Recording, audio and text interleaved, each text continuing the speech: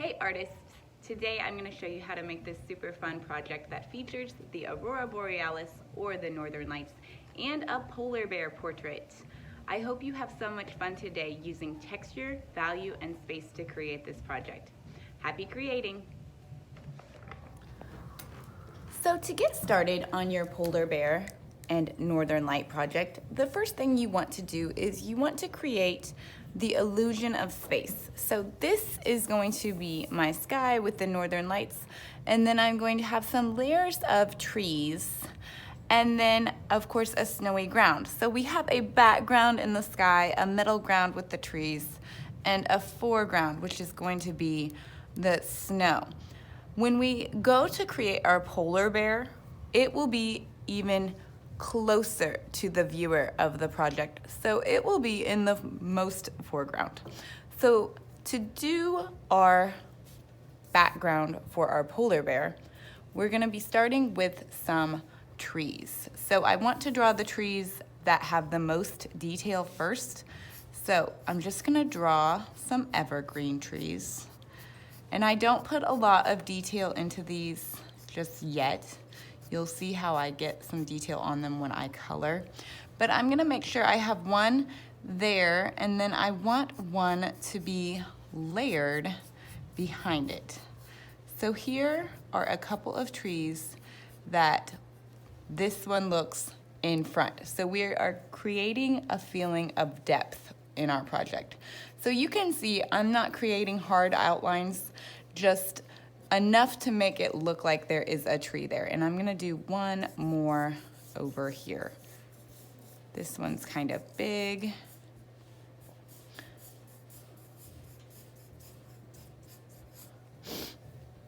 So now I have these trees. These trees are all going to have some details.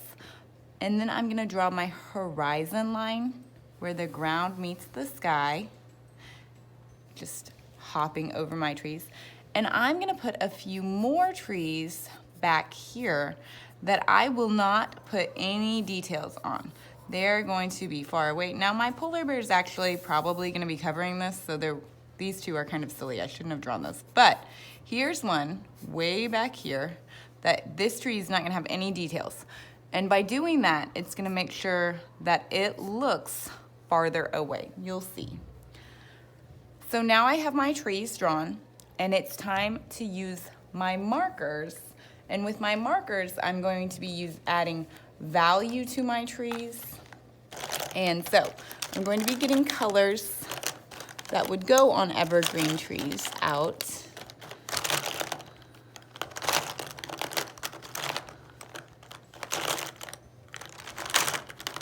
Just get with black. And I'm going to start getting those details down. Now, these ones that are really far away, I want them to be the silhouettes. So I don't want any details at all. The trees that are in the front, I actually want to show a lot of different value. So value means the lightness or darkness of a color. So I'm just gonna start with my medium green, my medium valued green, and I'm gonna kind of do my outline first. Then I'm gonna come through and draw some branches. It doesn't matter if you use your light green or your dark green next, but the next thing you do is you use the other shade. I'll be showing 3 shades of green, so that's 3 shades of value with my green markers. So now my evergreen trees, they are drawn and ready for me to move on to the next step, which is gonna be the sky. Since polar bears live in the Arctic, I'm gonna make sure that I have the northern lights showing. The Aurora Borealis is so beautiful and interesting. So I'm gonna be using a lot of different colors, and then I'm going to be using some purple and blue for the main parts of my sky.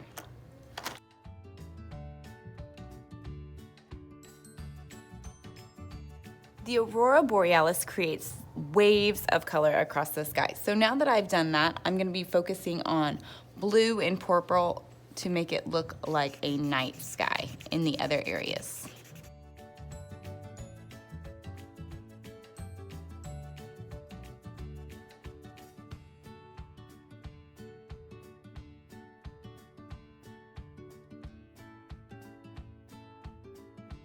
Okay, so now I have this picture that has all this color with marker on it, and it doesn't look super smooth. It's all right to leave it like this if you want, but if you have water and a paintbrush around, you can really take this project and really elevate it. So what I'm gonna do is I'm gonna be using my water to smooth out my sky and my trees, and it's gonna really blend those colors and make them look really, really interesting. I'm also going to use some table salt and sprinkle it in the sky, and it's gonna dehydrate that ink a little bit faster, and it's gonna end up looking a little bit like far away galaxies. So this part of the project is really fun. You do not need very much salt. A little bit goes a long ways. So when you do this, you do want to make sure that you're cleaning your brush. So I just did that color, and I don't want to get too much of the blue in my Aurora here. So I'm just gonna carefully do this before I start on the blue.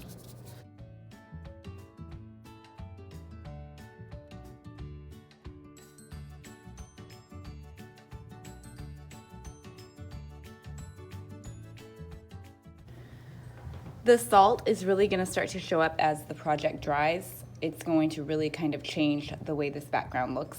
I also took some marker and created some shadow onto my snow.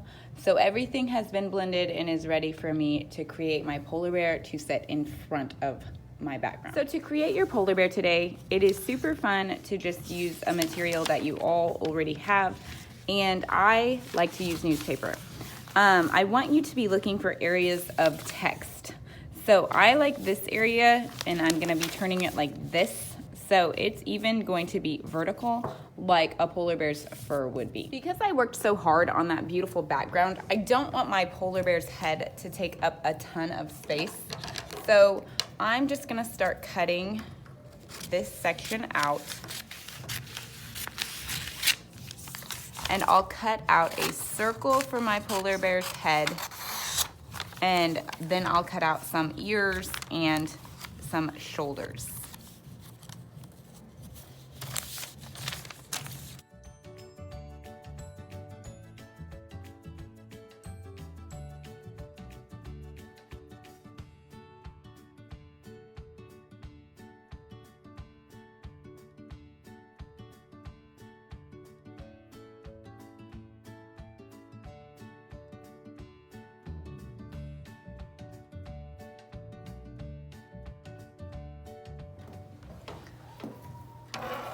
My polar bear might be just a tad bit smaller than what I intended, but I sort of like it. And this text, it looks like fur. So we are creating, just by using this paper, we're creating the illusion of texture, which means how things feel. So this newspaper is a super great material to use for this project. I'm just gonna start by gluing my polar bear together using just a little bit of glue. And when you create a collage, you should really remember to always put your glue on the smallest sheet of paper. That way you know exactly where to place it. So when I've glued my polar bears together, I will be taking my black marker, and I'm gonna start with my polar bear's snout. They have really, really great senses of smell. So their snout is pretty big. And I'm gonna give him a downward pointing nose, and I'm just gonna color that in. And little hooks or letter J's for the mouth. I'll give my polar bear some eyes. The inside of its ears, I'm just gonna color those in.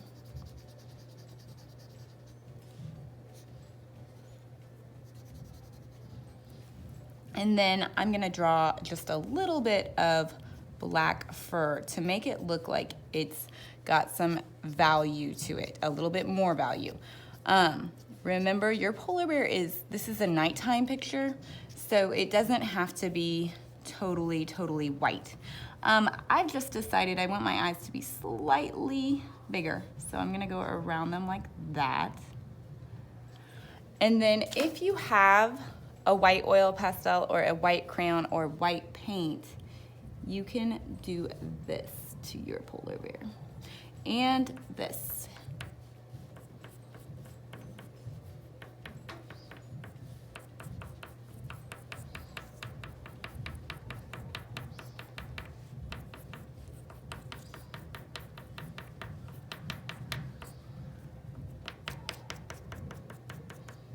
Animal fur always grows out from the nose.